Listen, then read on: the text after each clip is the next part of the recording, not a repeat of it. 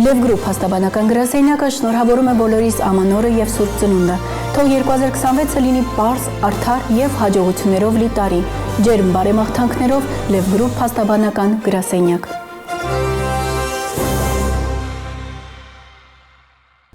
Բարի երեկո։ Փակ TV-ն սկսում է 2026 թվականի նորությունների առաջին թողարկումը։ Շարունակեք մնալ մեր հետ, բաժանորդագրվեք մեր YouTube անալիքին օրվա ամենակարևորն ու բացառիկը բաց չթողնելու համար։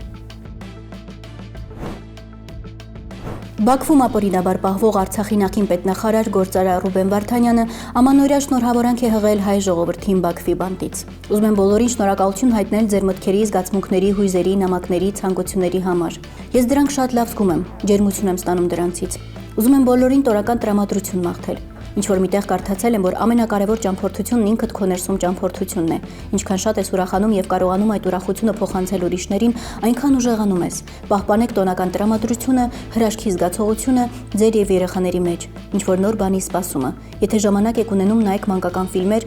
հեքիաթներ եւ մի ամաչեք երեխա լինելուց։ Մենք կորցրել ենք հավատն առ Աստված եւ հավատն ինքներս մեր նկատմամբ։ Շատ դժվար է այս աշխարհում մնալ ինչպիսին կաս, երբ չունես հենման կետ։ Ցանկանում եմ, որ բոլորդ ունենաք այդ հենման կետը։ Ուզում եմ ասել, որ ինձ հետ ամեն ինչ лав է։ Շնորհավորում եմ բոլորի տոները։ Շնորհակալ եմ բոլորիդ։ Всем хочу сказать огромное спасибо за ваши мысли, чувства, эмоции, письма, пожелания. Очень чувствую это, очень благодарен. Действительно, получаю огромное количество тепла. Вот перечитывал письма, полученные, которые дошли даже от тех, кого не знаю. Очень благодарен тех, кого знаю. Хочу всем пожелать ощущения праздника и хочу сказать, что тут прочел, что самое идеальное путешествие – путешествие в себя,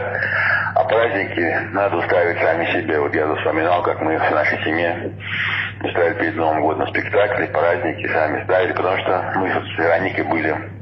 на карнавале в Рио-де-Жанейро. Когда ты зритель, это ни о чем. Надо, на самом деле, чтобы чувствовать карнавал, ты должен быть участником карнавала. Я хочу, чтобы вы сами себе устраивали праздники в своей семье. Несмотря на то, что чем становишься старше, тем спокойнее относишься к Новому году, ко всем другим праздникам, как-то это все становится более обыденно, рутинно. Сохрани себе ощущение этого ребенка, праздника, ощущение чуда, ощущение немножко сказочного. Настроение, ожидание чего-то нового, неважно, это с чем связано религиозно, просто с обрешением цикла. Я хочу вам сказать, что чем больше человек может радоваться внутри себя и уметь отдавать эту радость другим, тем это дает больше сил на потом рутинный вечер. Я всех очень люблю, всем очень благодарен за то, что вы есть. Еще раз, с наступающими всеми праздниками, всем спасибо огромное. Я все это чувствую, ощущаю и хочу вам тоже вернуть тепло и свет всем обратно. От себя сказать, что и у меня все хорошо, и я не сомневаюсь ни капельки, что это все, что происходит, все происходит к лучшему, и все будет хорошо. И мир все равно правит добро и свет.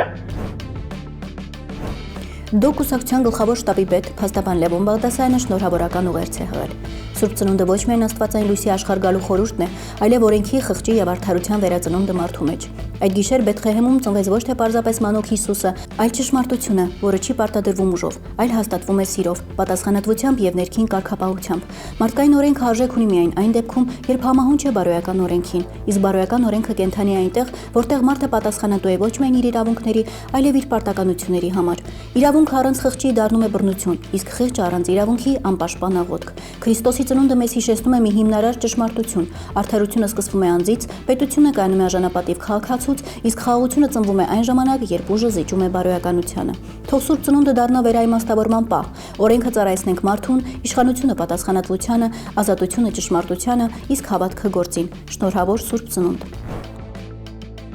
Նիկոլ Փաշինյանը եկեղեցու բարենորոգման ճանապարհային քարտեզի մասին հայտարարության տեքստ է ընդունել կաթողիկոսի հրաժարականը պահանջող 10 տիրադավ եպիսկոպոսների հետ։ Նշել են, թե մտահոգված են հայաստանյաց առաքելական Սուրբ եկեղեցու փաստացի պետի եւ նրա ձևավորած մերձավոր շրջապատի ներկայացուցիչների կողմից ավետարանի սկզբունքներով ապրելու եւ քարոզելու առաքելության ձախողմամբ, հոգեվոր կյանքի խաթարմամբ, բարքերի այլասերման աղաղակող փաստերի նկատմամբ հանդուրժողականության դրսևորմամբ, դատապարտել եւ անընդունելի են համարել եկեղեցին քաղաքականության մեջ ներքաշելու այն տարբեր եւ օտաշահերի ծառայեցնելու օրակարգի հակականոնական գործելակերպը։ Փաշինյանը 10 տիրադավ եպիսկոպոսների հետ ձևավորել է համակարգող խորհուրդ, որին վերապահվել է հայաստանյաց առաքելական Սուրբ եկեղեցու բարենորոգման կազմակերպչական գործառույթներ։ Նշել են, թե սույն կազմը կարող է ընդլայնվել համակարգող խորհրդի միաձայնությամբ։ Մայրաթորից արձագանքը չի ուշացել։ Վարչապետի եւ 10 եպիսկոպոսների ստորագրած հայտարարության առնչությամբ հարկ ենք համարում ընդգծել հետեւյալը։ Եկեղեցու ներքին կյանքի կանոնակարգման եւ բարենորոգման պատերբակով Հայաստանի կառավարության ղեկավարի ձեռնարկած գործողությունները ուղղակի ոտնահարում են Հայաստանի Հանրապետության սահմանադրությունը, խախտում թե միջազգայինորեն, թե Հայաստանի օրենսդրությամբ ամրագրված եկեղեցու իրավունքները։ Հարկ է ընդգծել, որ եկեղեցու կանոնակարգային հարցերը եւ բարենորոգումը վերապահված չեն ինքնահռչակ խորհրդի, այլ հայաստանյաց առաքելական Սուրբ եկեղեցու նվիրապետությանը իր բարձրագույն կառույցներով։ Նման անխոհեմ քայլերը կարող են հանգեցնել հերձվածի ցավալի հետևանքներով, հայտարարել են Մայրաթորից։ Գիտնականները ճապոնական ծառագորտի աղիքային միկրոֆլորայում հայտնաբերել են անսպասելիորեն արդյունավետ հակաքաղցկեղային միջոց։ Մկների վրա կատարված փորձերի արդյունքում մեկ բակտերիալ շտամը լիովին վերացրել է ուռուցքները եւ կանխել դրանց կրկնությունը առանց էական կողմնակի ազդեցությունների։ Հետազոտողները հիմք են ընդունել այն դիտարկումը, որ երկենցաղներն ու սողունները չափազանց հազվադեպ են հիվանդանում քաղցկեղով։ Նրանք փորձարկել են գորտերից, տրիտոններից եւ մողեսներից առանձնացված բակտերիաների 45 շտամ եւ հայտնաբերել են մի քանի շտամ հակաուռուցքային ակտիվությամբ։ Ամենաարդյունավետը եղել է Եվինգելա ամերիկանա շտամը ճապոնական ծառագորտի աղիքներից։ Մեկ դեղաչափը հանգեցրել է մկների մոտ ուռուցքների լիակատարան հետացմանը։ Վերլուծությունը ցույց է տվել, որ մանրեները միաժամանակ գործում են երկու ձևով՝ անմիջականորեն վնասելով ուռուցքային հյուսվածքը եւ միաժամանակ ակտիվացնելով իմունային համակարգը։ Եվ վերջում օրվա տեսանյութ՝ Կովկասյան ազնվացեղ եղջերուները շրջում են Լոռիում։